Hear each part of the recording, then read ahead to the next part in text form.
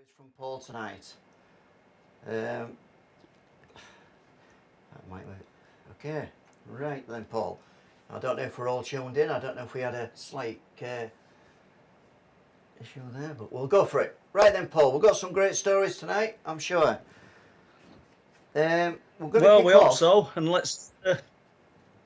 Yeah, we're going to Go on kick then. off. Are we ready? With, yeah, we're going to kick off with a red sphere, which I think is an intriguing story. So we'll have a little talk about that one. Tell us about that one, Paul.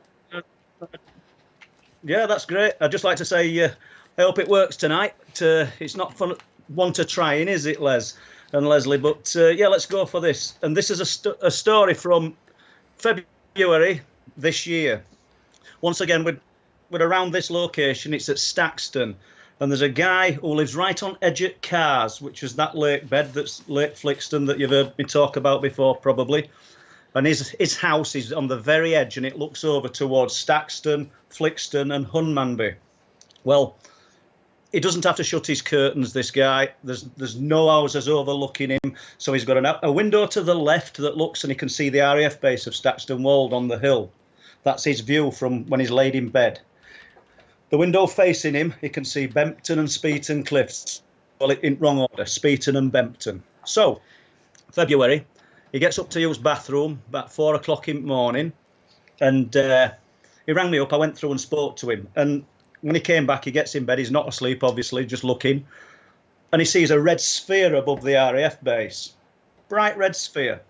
So he's watching this, sort of puzzled by it. No flashing lights.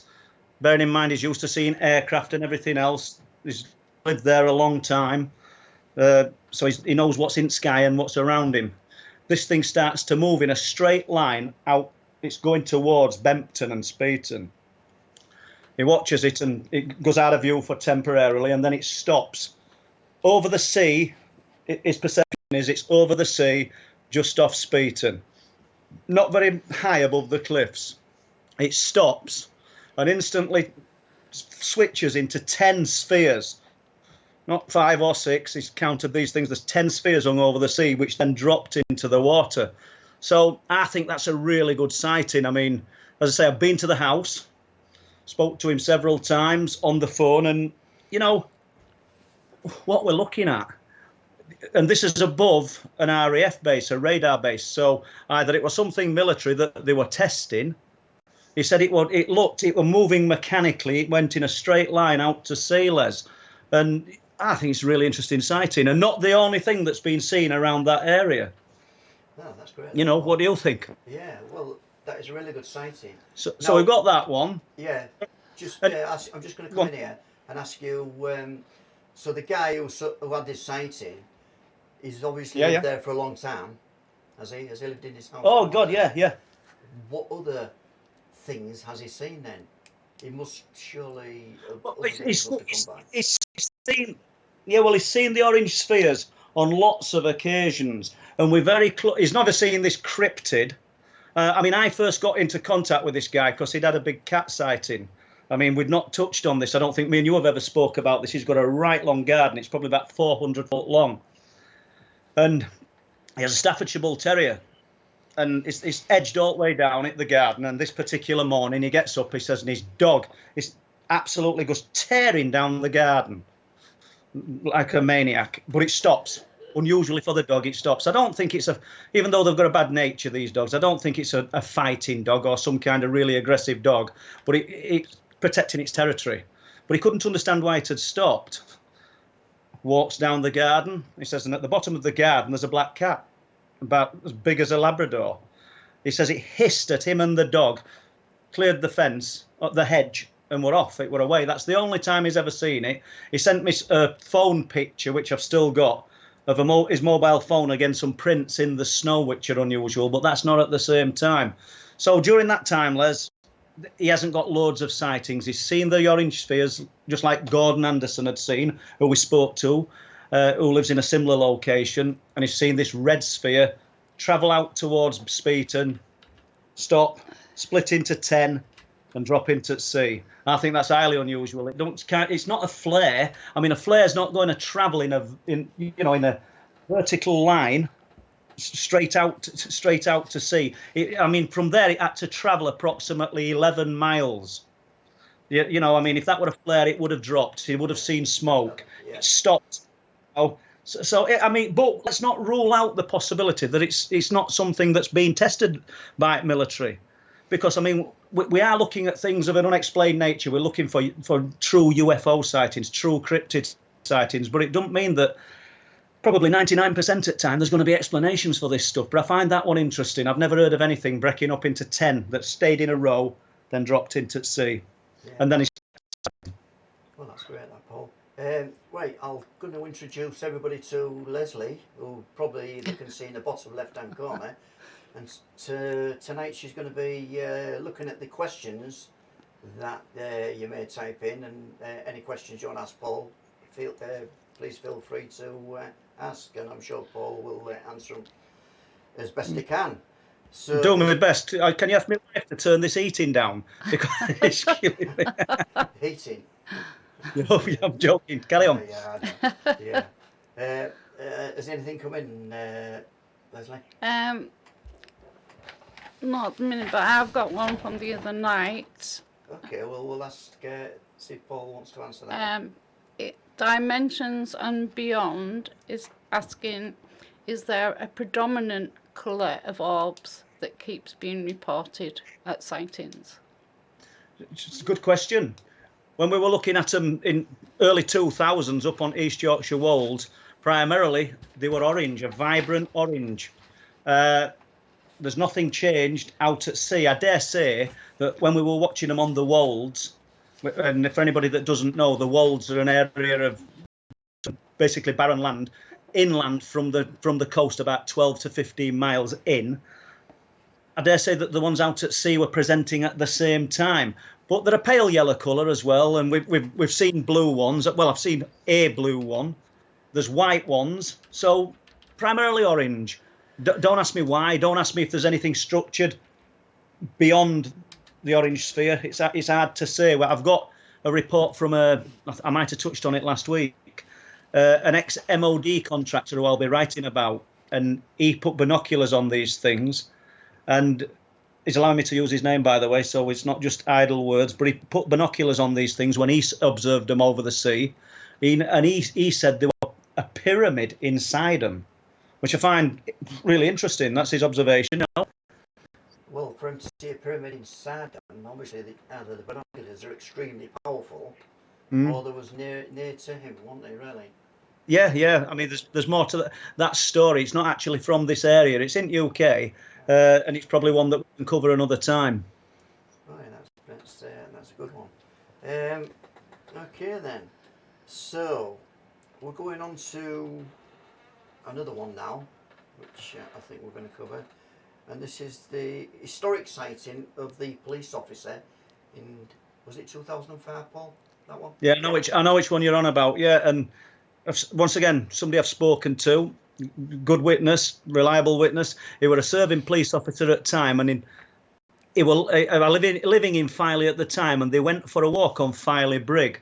So any listeners that aren't familiar with Filey Brig, do a bit of Google it and look, and it's Filey Brig's a rocky outcrop that goes out to sea, and when tide goes out, you can walk along it. You've got to be careful, because if you're at the other end of it, when tide starts to come in, you're trapped. However, nice sunny evening, getting towards evening, but plenty of daylight, and is walking along Filey Brig with his wife. 2005, I can't remember month off the top of my head, but it's summertime. And there's a couple behind them with two children. They're walking, no connection to them, but they're walking it as well. And I think it was his wife that spotted it. She looks into distance, and we're approximately 6 miles away, Les. Yeah. And she looks into the distance, and she can see just off Speeton Cliff, so we'll use the ice point again at about 420 feet, a white disc. Now, if anybody had been on the cliff top, it had only been about 25 to 50 foot above the cliff. So there's a large white disc, and they're looking at it. So husband and wife, they're both looking at this thing, and I don't know what she said. Probably, am I seeing things? Can you see that? So they're observing it for a moment, or a few moments, and then they turn around and ask the couple, said, have you seen that? Well, the couple said, we've been watching it before you noticed it. It's been there a while, so it's just stationary. So they're discussing it, they're sort of these strangers, and they're discussing what it could be, some glowing white disc, and then it decides it's moving, and it moved in a zigzag pattern at the same height. So we'll say 450 to 500 foot above the sea. Doesn't move, change its height, and it just zigzags across the sea to these people, and it's above them. So they're observing this thing. There's 4 adults observing it and 2 children. It's large, about 30 foot round. It's got columns on it, so I'm assuming it's got like a cap shape, and it's got windows. They couldn't see any windows or any visible anything visible on it that apart from this white mass. They said you'd got columns on it, and it looked like they could have been, if you want to perceive them as windows, between the columns. They said it were turning, and all 4 people were watching them, and it did something that seems, it doesn't seem uncommon in quite a few sightings I get, is that suddenly it vanished. It didn't fly away, it vanished. And I find that aspect really interesting. Now, what it's some kind of hologram, who can say? Once again, was this military? If so, how did it know they were watching it? In the first book, in first book, Les, I wrote about something called the intermind connection. And I'll just briefly touch on this, where there's a fisherman, Mick Sigson, Bridlington, fishing on the cliff tops. I think it were a November evening, doing what he's doing, rock angler, sees an unusual star out at sea, one he's not familiar with, and, cast his eye on it for a minute, and then in that second, it were on top of him. Lit the area up like a welder's torch, and then it had gone. And you're not telling me that there wasn't some kind of eye to mind to object contact. And I think the same thing happened here, because I don't know 6 miles away how this thing zigzagged across the sea and then ended up above these 4 people, 500 foot above them. There's another little bit to it. I haven't got the news clipping yet, but the police officer said it was in the Scarborough Evening News, he believes, not the next night, but a couple of nights later, because the couple who were behind him, who were on holiday, they were that amazed by what they'd seen, they contacted the paper. So that's something I want to find, just to pack around the case. Yeah. We've no more proof than this. I mean, I think I've echoed it other week, and I'm always echoing it. Evidence again is overwhelming, but the proof is nil. Yeah. So on that sighting, what was the weather conditions like? Was it low cloud? Was it clear sunny day? Yeah. This thing were totally silent, and they were just off for a stroll just before evening, and that's when this thing turned up. So how long it had been there before they arrived, I don't know. If other people saw it, I don't know. I mean, there's a little side shoot to this story, and we're not going into detail about it, but last year me and Bob Brown went to RSPB, and a guy, 2 men walking back, they'd been bird watching, they'd got these great big telephoto lenses, and said hello, and then his mate says, are you the UFO guy? And I thought, well, I suppose I must be. Yeah. And he'd got a UFO story to tell me. But interestingly, this was from 1998, and they'd observed spheres of light that they looked like they were coming out of the face of the cliff at Speeton during the night. He were with his daughter, and they observed them. Now, I've said this before as well, but I'm not saying that there's an opening in the cliffs at Speeton that's allowing things to come through. I don't think that at all. It's just, this is how he were perceiving it from a distance, and he believed it were all one unit, and we paced it out, after they'd gone, because he said it were easily as long as from here to the visitor centre. It worked out that it would have been over 1,000 foot long, and that's not the first time people have reported objects over the sea as big as battleships, and I find it incredible. Yeah, well, obviously there's a lot of military activity. Well, there was a lot of military bases. Some are now gone, but some are still there. Yeah. How do you think this might evoke these sightings and crack what people see? Do you think there's some? I don't know. You would think, Les, like such as the old RAF base. Obviously, it's not a key player in Ministry of Defence. I wouldn't have thought now RAF Staxton Wold, although it is a really old operational RAF base. I think it's remotely run from Fylingdales. but it's kicking out energy. It's kicking out a lot of power and a lot of energy. I don't know if that attracts them, but it's built. Staxton Wall's built on an old hill fort, and Roman hill fort. So it's got history before that. I mean, you find that a lot of these ancient sites and the burial mounds and the old ruins, they all seem to attract not just legend and tales of folklore. They attract UFO activity. The UFO activity out from folklore is the same stuff that we're seeing today. There were nothing wrong with those people that were documenting it at that time, because we probably think that we're far more advanced and far more intelligent. The same things are being reported. The same things are still unexplained. You've got all the men of science and all these academics throwing their minds at it and coming up with explanations that are, in many cases, sound less plausible than what the actual witness has seen. And the frustrating thing is, they tell the witness what they've seen, and they weren't there. I know we've gone off on a tangent there a little bit, but so in general, how reliable a witness witness statements, how reliable are they? Because obviously you put more credence to probably somebody who's the police or in the forces or than Joe Public. I mean, Joe Public has been noted as coming up with serious stories just to gain a little bit of 5 minutes of fame. But is it fameless? I mean, I think anybody listening to this tonight realises that there's not a lot of fame to be had from this. There's a lot of ridicule to be had. I think it's getting less. The ridicule factor is getting less. But when I find it interesting is when I get reports. Well, let's jump to the cryptids briefly. And you've got people with absolutely no connection to one another reporting seeing something very similar in a concentrated area. Location is the key. People passing through the area who don't live in the area, and they're that puzzled by what they've seen, they do a little bit of searching on internet and contact you, and they say, look, we were here on holiday and we saw this. Just like the couple from who came to Flamborough on January the 31st this year, Jamie and Lee, and they'd only been in Flamborough an hour and walked to Bempton cliff tops, and they'd seen something unusual on the cliff top.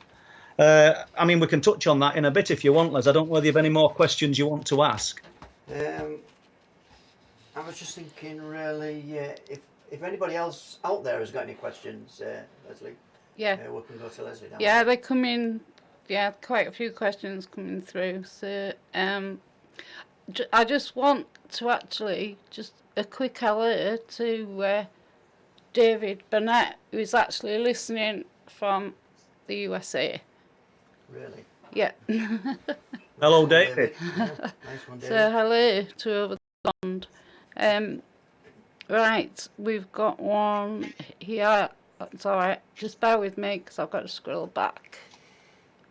They're coming through that quick. Right, yeah. Well, that's good. Yeah. MKMD Exploration is asking, have you actually looked into the that it could possibly be drones? Good question.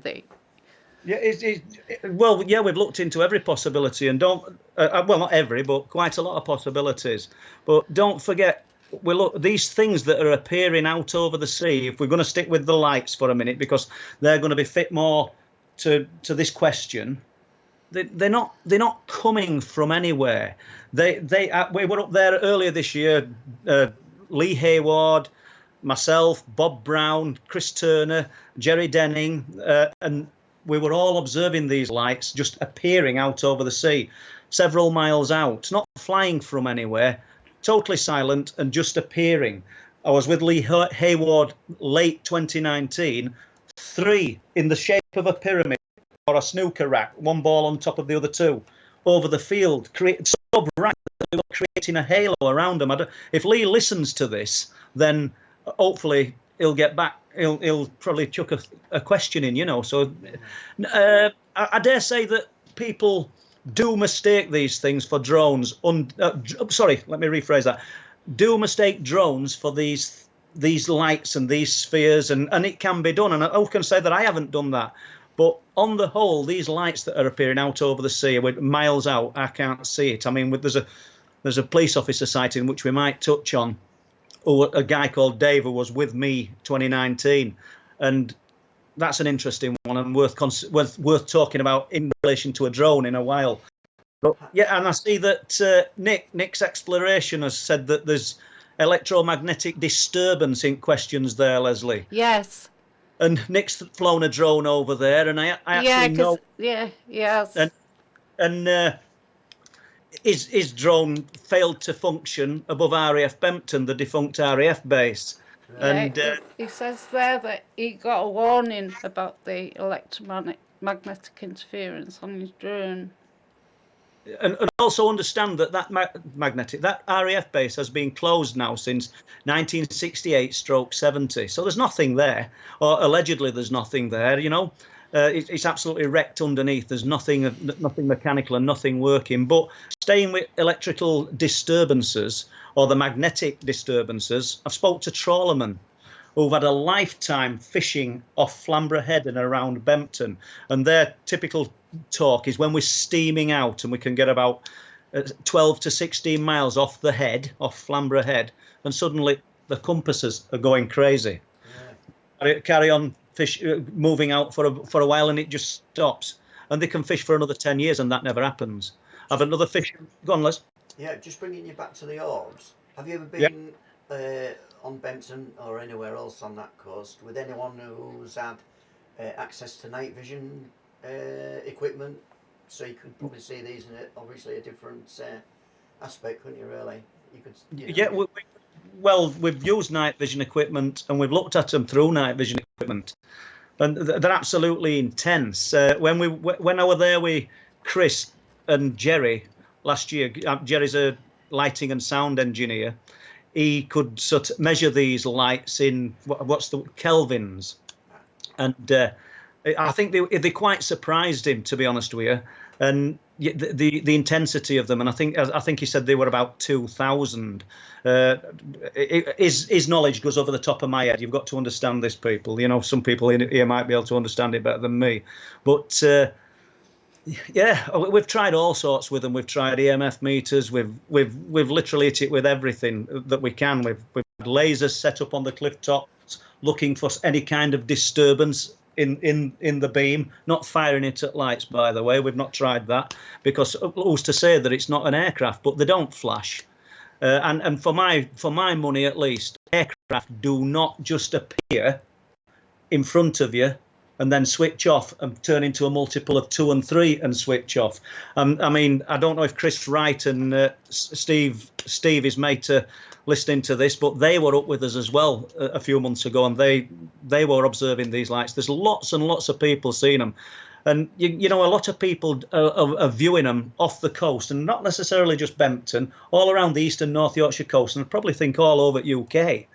But they just sort of, it's just a matter of fact thing. Oh, that's odd. That's strange.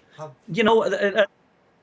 Yeah. How many reports have you had in from fishermen, people on boats, small boats, big boats? You get the odd ones off fishermen. It's the rock anglers that you get them off more than the trawlermen, because in words at trawlermen, their heads are down and they're trying to. They're either hauling crab pots up or throwing lobster pots in, and you don't get a second chance. If you get caught up in rigging of that thing, you're over into the North Sea and that's it, it's lights out. Yeah. I mean, there's an interesting story from 1966, just under some rocks at Bempton called Crab Rocks. And there's a little fishing cobble called the Imperialist. It's still in Bridlington Harbour today. And I think fishermen were called the Jewetts and the Stevensons, two brothers and this Stevenson guy. They're in this boat. They were hauling pots up, and they all instinctively ducked towards the water.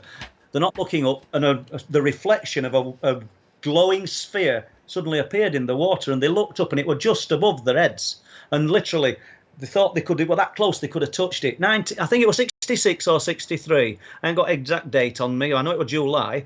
And I asked this old fisherman, I says, well, how big was it? And people will have heard me say this before, but it amused me because I didn't get it straight away. And he said, "Fate ball," and I just, "You what? A fate ball?" And he meant this Flamborough terminology and meant a football, as big as a football. And so we've got to think then in 1966, we're not talking about drones here, which have got little propellers on and make a little whirring sound. In 1966 or 63, we've got a glowing object the size of a football that's above these fishermen's heads, totally silent. They wouldn't have even been aware of it if they hadn't seen its reflection in water. And literally, it was there 1 second and then it had gone. And it's just an interesting sighting. Just a lot of these reports then, Paul, how easy or how hard is it to get transcripts from Coast Guards and other agencies, you know, where they might hold records of these things? Is it difficult? Is it hard or? I seem to find it difficult from Coast Guard. I mean, and they're a brilliant organisation and do a fabulous job, as do Lifeboat. Lifeboat are really helpful if they can, you know, and they're not giving any personal or log numbers or anything that's going to identify people. They will help. For instance, excuse me, in 1998, I was looking for information regarding, let me get my facts right. Yeah, looking for information regarding black triangles that were seen off the coast of Bridlington, Flamborough, Filey, all the way down towards Hull. And I knew there were some reports there because I'd already seen a log in Bridlington Lifeboat Station, and the log was titled Object. And it talked about a large dark object that was seen by a fisherman to descend from the sea, descend from the air, land on the surface of the sea, and, well, it was seen by a fisherman at the time, so Coast Guard were informed, Lifeboat were launched, and they never found anything. I went with all the dates, the correct dates, because I'd already seen it in Lifeboat Station. I'd seen the log, and the log did say Object. So went to Coast Guard with everything. I got nothing. They just weren't playing the game. I asked the Lifeboat Station, RNLI, if they could supply me with the log, and they did. And I got it within days. Everything bar the title, Object, that was omitted. I'm not saying that were deliberate, but I'm quite happy to say that's what it said because that's what I saw, you know. So yeah, they're as helpful as they can be, I suppose. I mean, everybody's terrified, aren't they? Everybody's trying to be politically correct. Nobody dare say anything. We're in a world where everybody's offended by something, so it's difficult. Yeah, right. Shall we see if we've got any questions then, Paul? Yeah, it is. Leslie, have you? Yeah. Well, we've actually got Philip Mantle on. All right. Hello, Philip. And he's asking, do you still believe that these lights are intelligently controlled? Yeah, I do. That's why in 2002, when I had the website ILF UFO Intelligent Light Forms, that's why, because I believe that there is some kind of awareness to these lights, and I think it speaks for itself. That's why we have the chapter in the book, the Intermind Connection, because it's almost as though we've got four. Jump back to the Filey sighting. We've got 4 witnesses stood on Filey Brig, 6 miles away. Yet this thing and ends up be man-made. I don't know. But if it were a hologram, would it end up above their heads? It went in zigzag pattern, and it ended up above them. We hear of people looking at lights as they're travelling along the moors, and I know Philip will have got. It's pity he's not talking, because I know he'll have got sightings, reports similar to this, where people have seen a light, and then the next thing, it's paralleling their car as they're driving and terrifying them, or they've got a light coming through the back window. There's an awareness to them, without a doubt. I don't know whether it's a playful awareness. I don't know whether it's just attracted to some kind of energy output, even if it's us. I don't know what it is, but there's definitely, I think, an awareness to them. And I know Philip's friend thinks that. I think he's in Norway. All right, yeah. Oh, that's good, Pat. Good question. Just one thing I want to ask, actually, Paul, is do you think these objects, lights, when they just disappear, are they disappearing into another realm somewhere, or are they just making themselves invisible, do you think? What's your opinion on that? It's a great question, isn't it, that? I mean, I don't know. You know, anybody that does, I'd love to hear it. I mean, my take on it is that they're still there. They've got some kind of cloaking ability. I mean, when we jumped to the Hummonby sighting, the Hummonby landing, a few days before, these guys at the workshops, this is in 1998, by the way, listeners, and I know we're not going to get to it today, but the day before this thing landed, they saw 3 triangles coming in from the sea, and they were watching them until they got over the top of their industrial unit, and then they just switched off. I think that's the easiest way to describe it: switched off. And maybe there's something to differentiate there. And these things that fly away, I'm not saying everything that flies away is man-made, but there's definitely 2 types of technology taking place, isn't there? Because if they've got the ability to switch off when they think they've been seen. I mean, I can't remember last week when we spoke. Did we speak about the young guy, the fisherman on the beach that saw the figure walking along the beach in the night and it just vanished in front of his eyes? No, we didn't discuss that one, Paul. But is that the same kind of technology? Is it some kind of military technology? But I think the reports predate these advancements. The reports of the light forms predate these advancements. We can jump back to Filey, and they've got reports in folklore of the Filey dragons over the sea. And I think, I mean, this is me, I might be wrong here, and they're talking about the fiery dragons over the sea and things like that. I think they're talking about these lights.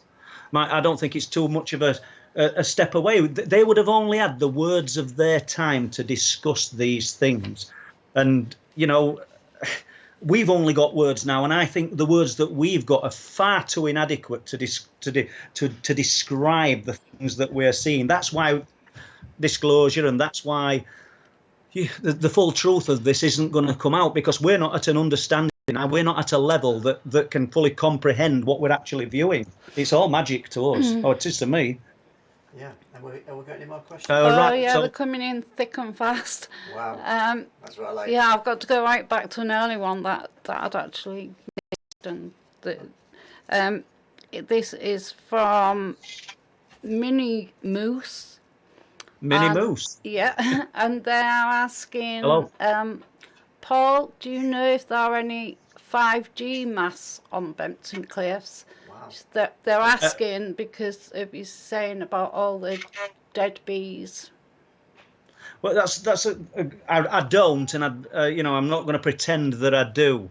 The dead bees, and I think we touched on it when everything sort of went a bit pear-shaped the other day when we were attempting to do this. We touched on the dead. Get me teeth in. Yes. The real teeth. The dead bees in 2014, and that was a strange one because we were right on edge of cliffs. They were on it fence and 10 to 20 foot, and then you drop these sheer drops. Yet they weren't just hundreds; they were thousands. So something had affected the bees. There's not a lot of farmland behind it, unless they'd been spraying something that had affected them and killed them all. But it were every species of bee. They weren't just the big bumblebees. There were all sorts. But I'm sorry I can't answer that one. Maybe somebody can. Who's listening to the this now, because I can't. Yeah, somebody has actually said that. Where is it? Oh, okay. Do you know there's that many coming in? Bear with me. Somebody actually said there's no 5G masts up there. Right, thank you. I didn't think they were, but it's pointless me offering an opinion because I didn't. Yeah, that's a good question, because there's a lot of seemingly increasing controversy over this 5G business with other issues going on at the moment in Nepal. So that's true, but I don't know what to think. There's that much information, and if you sort of follow one path, something else comes up that's conflicting. And if you look at mainstream news, it's saying nothing about what we're seeing on internet. And I dare say there's a grain of truth in a lot of what's being said. But I don't know. I don't want to become one at sheep and just believe everything that I'm listening to on news, because I don't watch much TV even. But I do believe there's more to this. Yeah. Well, even if you take the word 5 out of the G, you've got your 4G, 3G, which is all electromagnetic, which, even in the house now, some pundits are saying that the Wi-Fi going around your house affects your body immensely in various ways. It affects your health and your way of thinking. I didn't know we'd be talking about this, and I ain't give it tons of thought. But if 5G is responsible for some of this, let's assume it is. I don't know whether it is or it isn't. How come people are getting this virus then in countries and locations where there's none of this? Where in remote areas where there's no 5G? Yeah, good point. You know, I don't know. Okay, then I think we've covered that one pretty good. Yeah, that's cool. Yeah, I'm glad to have covered it because I don't know out about it really. Okay then. I think we're going to go to an actual UFO landing now then, Paul, which you was telling me about. And that was, this was a great story. It was a UFO landing in an East Yorkshire military base. Can you tell us something about that? This is a great story. Yeah. We're still working on this, as you know, Les, and it's an incredible story. I think it's just going to run and run. I've spoke to the main witness, and I've had lengthy conversations. We're meeting up with him later this year, and in November 1980, mid-November 1980, and I think there's a relevance here to that when you look at what happened at Rendlesham Forest in December 1980. There's 3 army cadets very close to a military base. They shouldn't have been on the base. They should have just been on perimeter at base, and they were practicing digging out what's called foxholes and hiding and camouflage techniques. So one of these young men, he were in charge of the other 2. I don't know what rank he were, but he were in charge of the other 2. One of the lads were quite young. I think they were all about 13, 14, 15. So they're practicing these techniques in the night, not late at night. I think about 8:30. It's November, and once again they see a bright light. They're looking at this light in the sky. It gets bigger and bigger and bigger, and suddenly they realise it's a glowing white triangle, pyramid. Let's get this right. Glowing white pyramid. We'll be talking lots more about this, Les. When we send. We've already putting a lot of feelers out to appropriate people. Al Carter's given me loads of help on this, and thank you, Al. And it landed. It landed probably about 100 foot away from these boys, and it's about 30 foot, and it's a glowing white pyramid. One of the guys, young lads, is crying. It's a bit hysterical. He's really frightened, doesn't know what to make of this, and then the vehicles. And approaching from the military base are 2 Land Rovers and the military police. And they pull up outside the entrance. They jump out. They're not armed. They've got batons. We've established what they've got. They've not got guns or anything. And they're looking at this thing. And they put a light on it. Once again, it switches off. It's gone. Don't puff in like an Aladdin thing into a load of little particles and disappear. It's just gone. It's not there no more. So they're sort of having a look round I think he said they walked over to where it was, or where they perceived it was, but then the young lad crying. So they round these 3 cadets up, get them into Land Rover. There's no harsh treatment or anything. They're not being cruel or brutal to these people, and they take them onto the base, and they take statements, and they're told, they're asked what they've seen, and they've told them exactly what they've seen. Then the parents are contacted, and they're escorted off the base to perimeter, and they're taken home. So that's the story of so far of that, Les. I mean, there is quite a lot more to it, but I think it's quite incredible that this took place a few weeks before Rendlesham Forest. Now, there's a paper trail that we're sort of on with now to get. It don't make it proof, but to get more confirmation, because we know who they were attached to, we know what base it was. So we're just going to follow it up, and I think it's a great story. And staying with Rendlesham, go on, Les. Yeah, well, I'm assuming with this account there was no nuclear aspect to it, was there? Nothing at all linked. No. Unlike the Rendlesham where. Oh yeah, this don't sound spectacular. I mean, the chances of these young men being there on the night that this thing came down. I mean, who's to say that it weren't some kind of military technology that were being tested? Who can say? What I find interesting though is that the vehicles come screaming down the runway. I mean, and it were just 2 Land Rovers, They weren't helicopters in air, and it weren't surrounded by a full entourage of military personnel. I'm sure he said there were 2 in each Land Rover. One of them, there were big lights on top of the Land Rovers lighting this thing up. So it seems like it took them by surprise, whatever it was. Now, whether they'd seen it come down from some vantage point on base, or whether they'd been warned or told that this was there, I don't know. We're just going to keep working on it, you know. But, you know, there's lots of aspects. I mean, just briefly jump into Rendlesham, and I don't know a lot about this case. I'm only interested in, sounds a bit selfish, in what I'm interested in. There's lots of people done Rendlesham Forest, and when I see a book come out about it or people doing it, I'm thinking it's just a regurgitation of someone else's work, or there's very little new stuff coming out, and that's what we want to see. But the chances of another witness from Rendlesham being around and meeting him and being in East Yorkshire is incredible. But I've spoke to one, a guy who worked at RAF Watton, and on the nights of the incidents, and he's as good as confirmed what's been said. But what's interesting is this is the British base, which is close to Bentwaters, and American military or American cars, blue and white American cars, came onto their base, took all the radar tapes, debriefed the guys. You didn't see anything. So that's interesting, isn't it? I mean, I've tried to get him to talk for somebody recently, and he doesn't want to. He just don't want to do it. You know what I mean? A few years ago, Colonel Holt came to the OLM, the Outer Limits Conference, and I really tried to get him to. I wanted to take the Colonel to meet him, but he would having none of it. He just wouldn't do it, and I think he's frightened, to be honest with you. But there is a fear factor attached to some of this. You know, you don't know what you're digging around in, do you? Do you know what I mean? In some instances, not everything's cloak and dagger, and just like the guy with a drone question, not everything's some kind of spaceship or advanced military technology. It could be just as simple as a drone. You know, we've just got to go as gut instinct and follow it from there. Okay, I think we've reached a point where we're going to have a look at some more questions coming in the chat. I don't know if you can see any there, Paul, or Leslie's got any stand up.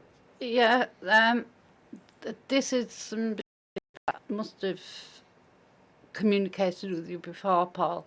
Nick's exploration, you just broke up a bit there, guys. Okay, he said, did you ever come up with an explanation for what happened to that dog or deer hanging in the tree? The photographs that he'd sent you. No. That what a strange one. I've obviously got the photographs, and I'd have loved to have gone to the location. Contact me again as well, please, will you? Because I don't want to speak to you again. And if any.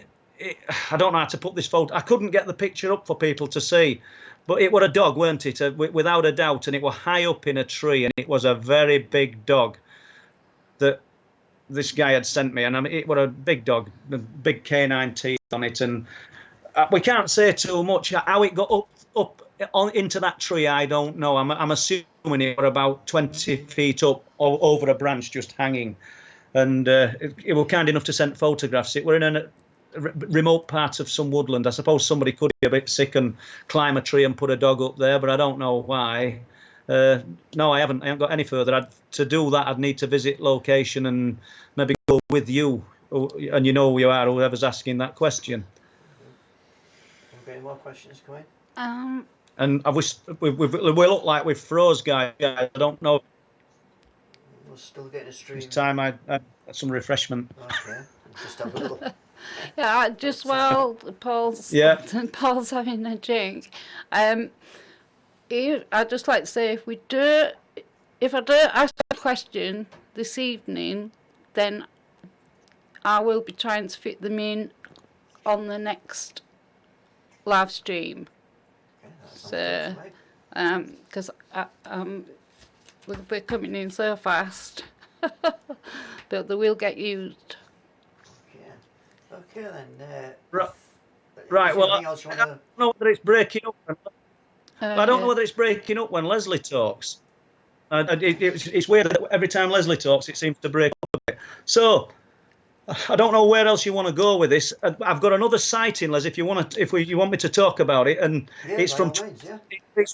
Cause it's the drone question that's sort of got me interested. Well, not interested, but 2019, I was up on the cliff tops at Bempton. I think it was October time with a former police officer called Dave.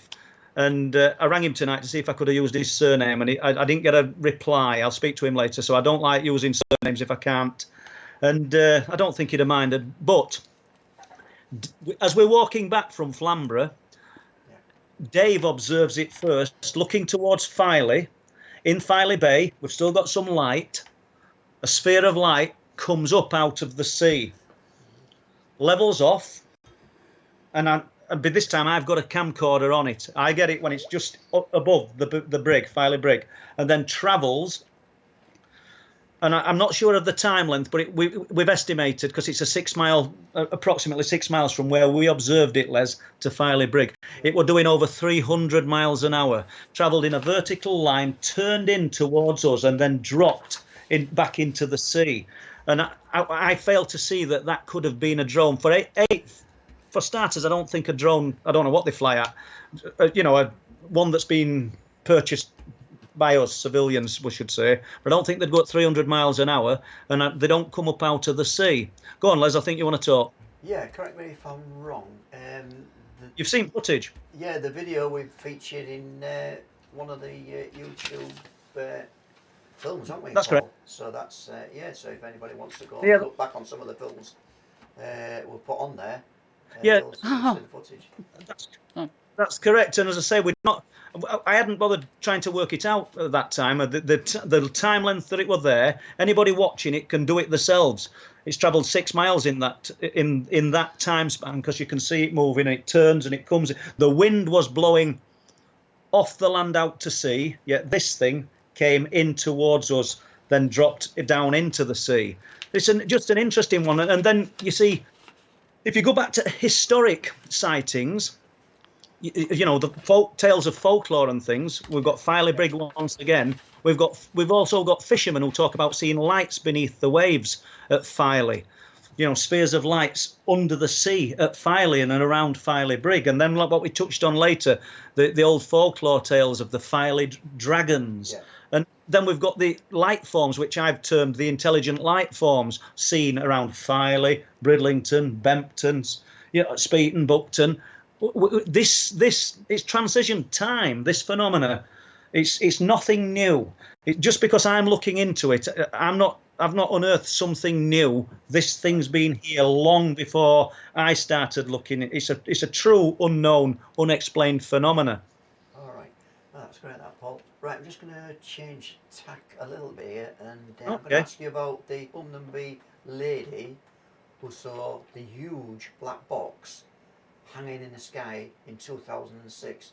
And just before you go to that one, I think we just had a message saying we're breaking up, and I think it's the Skype call actually.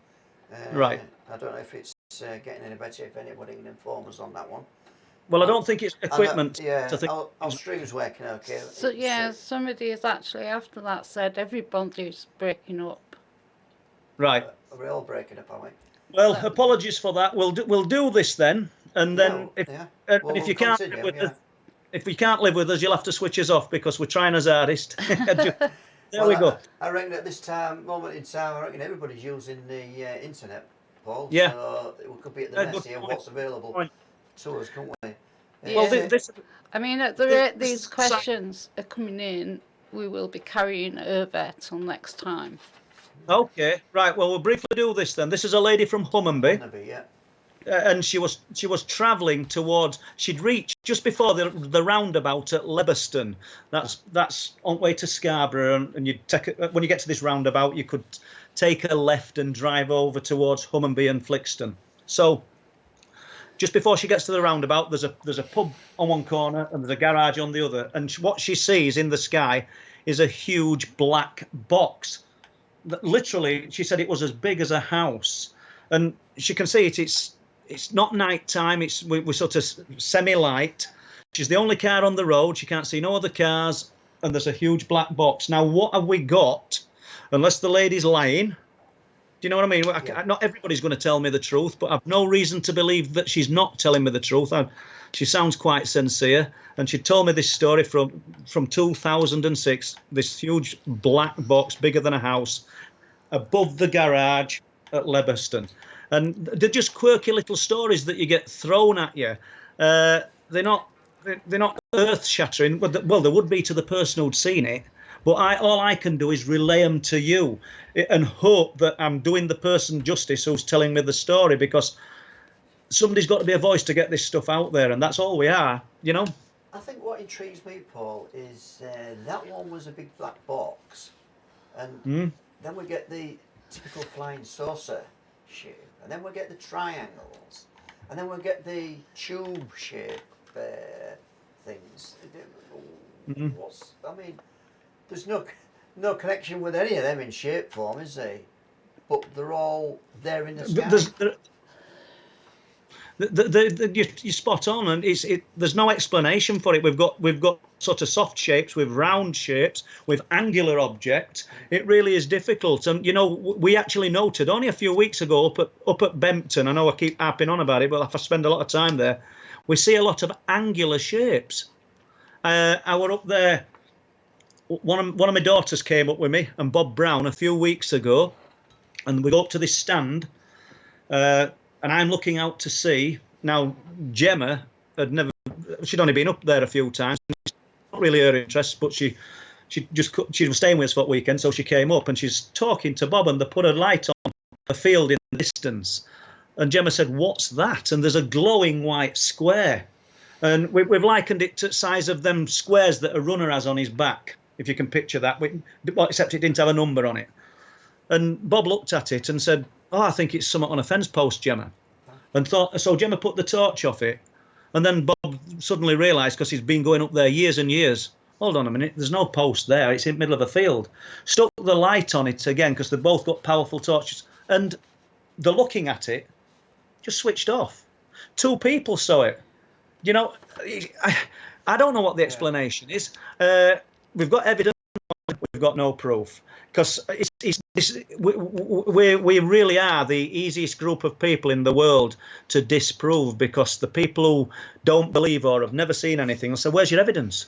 Yeah. So we ain't got any. Just to go off a little bit on a tangent on that one, right? We, as mere mortals, right, don't have the powerful equipment to pick these things up on camera. But agencies like NASA, right, space agencies, have all this equipment. So why is it they never ever produce anything like what people are reporting? Do you think, have you got any? I don't know. I don't know unless and this is just a sweeping statement, unless it's an intelligence that's that far ahead that we're never going to see. When you think about the people that actually see these things, the people that are on a lonely road and they claim to have had some interaction with a light, and it was 11 o'clock at night and suddenly that it's 1 o'clock in the morning. There's never anybody about. Whatever it is always one step ahead of us humans and our thinking, and whatever do you know what I mean? I'm not saying that's the reason. I mean, who's to say that NASA don't have images? Who's to say that NASA haven't got that information? I don't know what we're being denied seeing. And let's face it, who's out on them cliff tops on a night? Who's years and years ago, apart from the rock anglers, and they can only go from March to, I can't remember what date it is, but they can only go out of season when the birds aren't nesting. So who's out there observing in them ungodly hours? I mean, because it's remote, it's desolate, it's a horrible location. The weather's appalling. Even in summer, when it gets dark, it's cold up there. You've got the wind from the North Sea hitting you. So not just there, anywhere. Who's out observing these things apart from people with a shared interest? It's not happening. People are too busy just sat in front of television watching soaps and getting this pre-digested crap forced through their eyes. It's, you know. Right. I anyway. Think that's good. Did I just say that? Yes, yeah. That's what we like about Paul. He's forthright and he gives you his opinion. He doesn't beat about the bush, don't Paul? No. What we're going to do now, I'm just looking at the time. We're going to a couple more questions, I think, if any more questions to come in. And then we'll go to one last account that you're going to give us, which I've got wrote down here. I'm glad. How many questions do you want me to give you this time? Because I've got lots and lots. Have you? Yeah. Well, we'll pick a couple of good ones out then. I'm not saying the others aren't good, but it's difficult, isn't it? At the moment, I'm still at. We haven't even got to 10 minutes in, and I'm still pulling questions off that.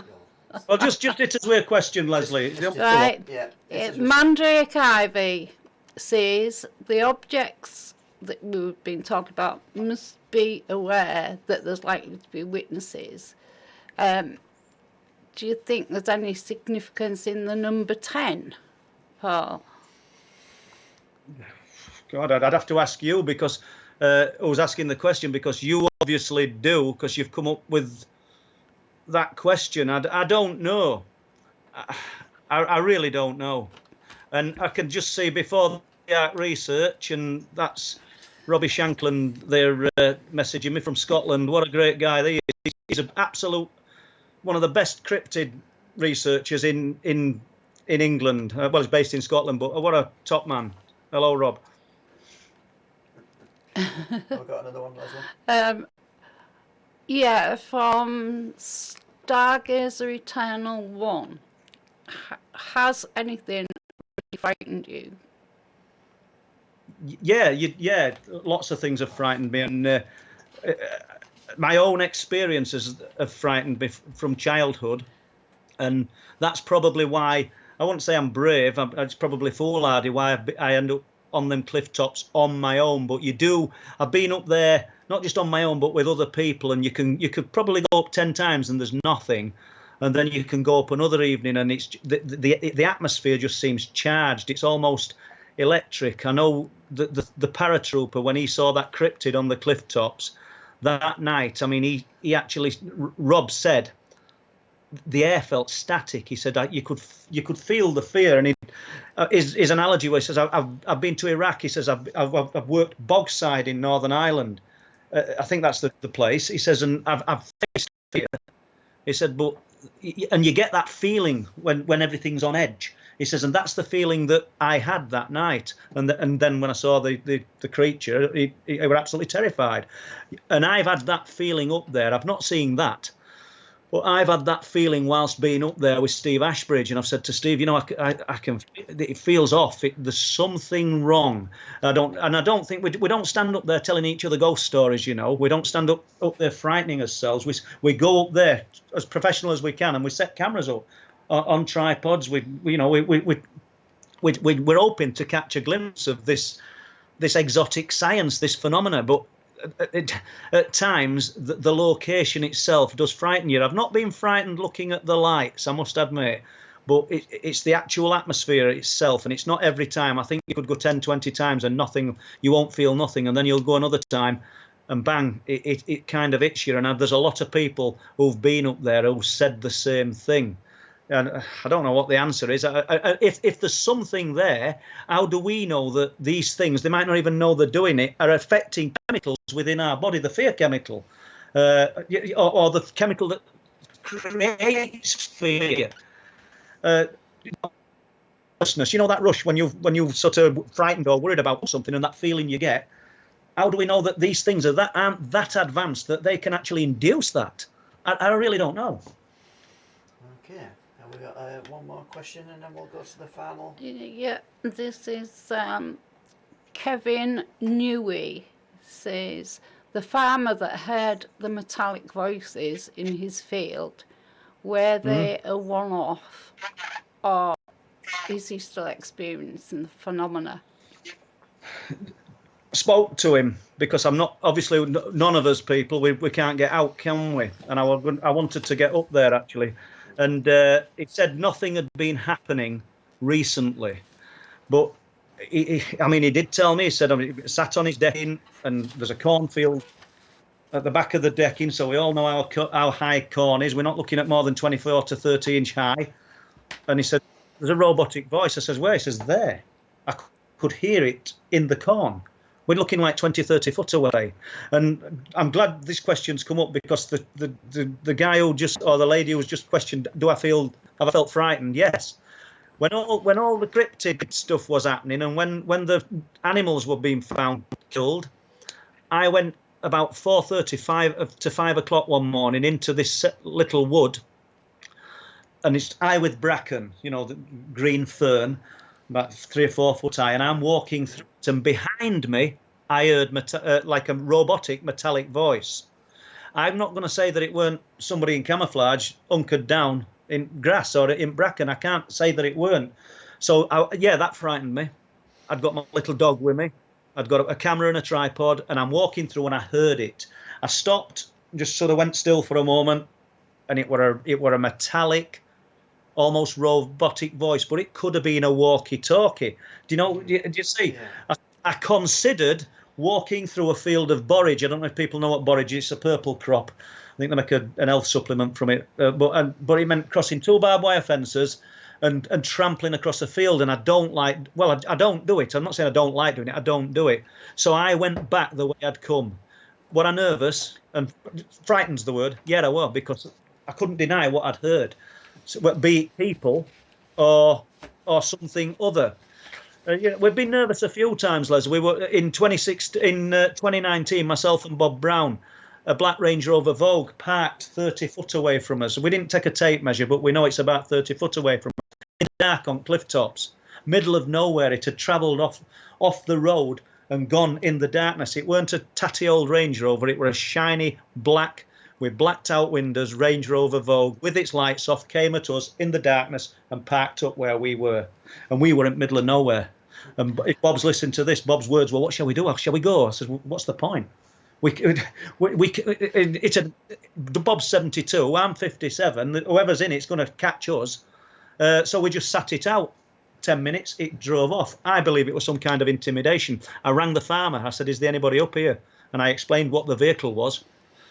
There shouldn't be nobody up on that cliff top. So there you go. Okay, great. Can I just bring in that Shadow Time Writer has just put that they have got recordings of the robotic voice. Wow. Have we got recordings of the No, robotic? they have. Oh, very good. Wow. It would be good to listen to them to see if there's a similarity. Right.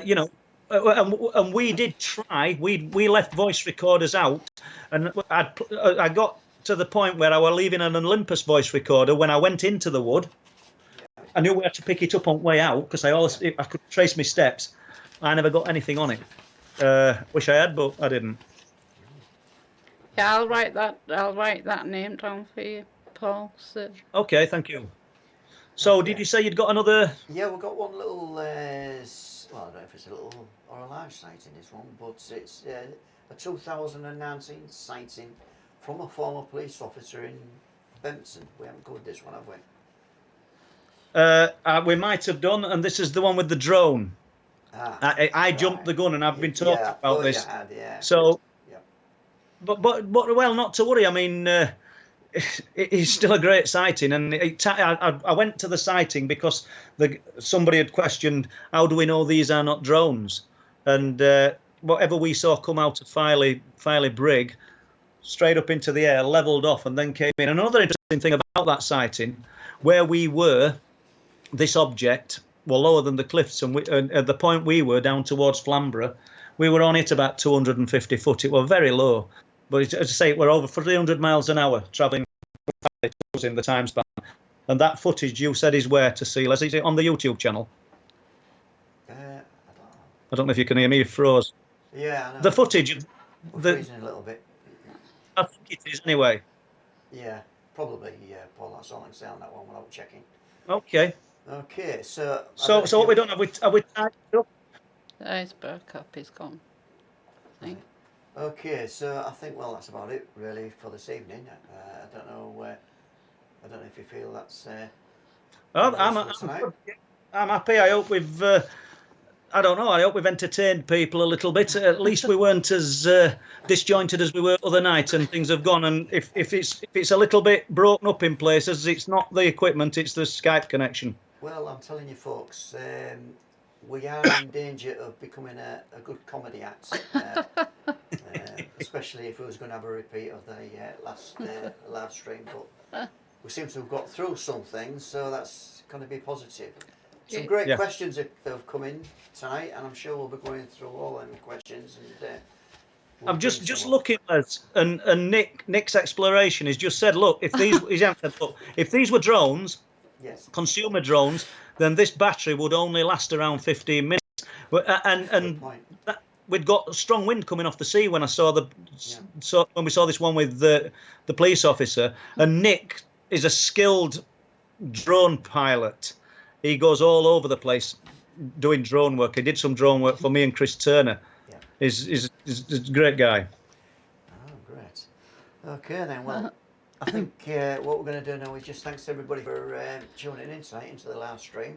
And hopefully we'll have lots more stories from Paul or accounts. Some new ones probably in there as well. Won't there, Paul? Yeah, well, we'll try as hardest, and I can see all these questions, and thank you. Great stuff. Yeah. Minibus, it's a great name, that, isn't it? Thank you. We're going to have to put that one up on the screen at some point, Minibus. Yep. Yeah, get all this. Yeah. Right.